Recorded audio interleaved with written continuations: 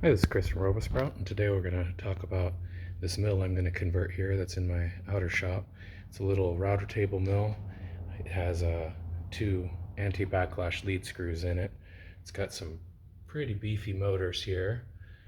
I have added on a mister setup. This is an air blast or mister, a little bottle with some fluid there for, if I were to decide to use metal on this, which it's kind of not great for. I have the Precise Bits enhanced or upgraded spindle collet here on a Bosch 1600 series router. I'm going to be installing a Smoothieboard V2 here, and I'm going to drive this directly off the board because it can do up to 4.6 amps, and these motors are just right around there.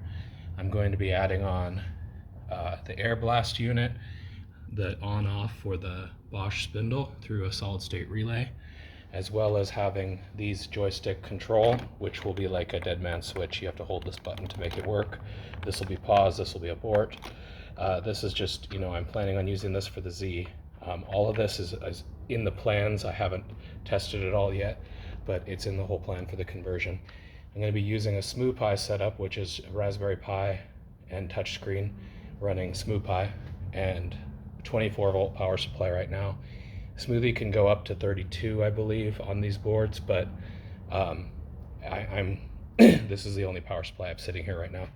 So yeah, this is going to be a little bit of a process, but I'm going to walk through the whole config and walk through, how to figure out the steps per millimeter on the lead screws and how to, loosely do this all. It's been wired already, as you can see. I have the end stops in. I don't have a Z end stop, and I don't have the probe in here yet, but I do have them. So we're going to mess with that as well.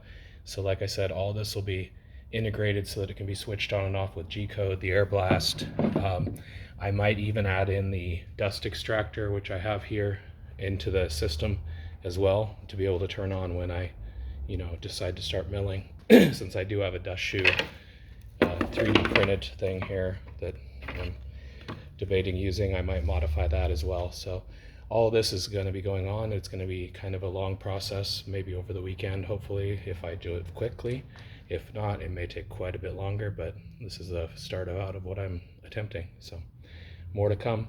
And if you're looking to install a Smoothie V2 into any mill, this is the way to do it. This is going to be, a complete configuration and setup and everything. So follow along. Thanks.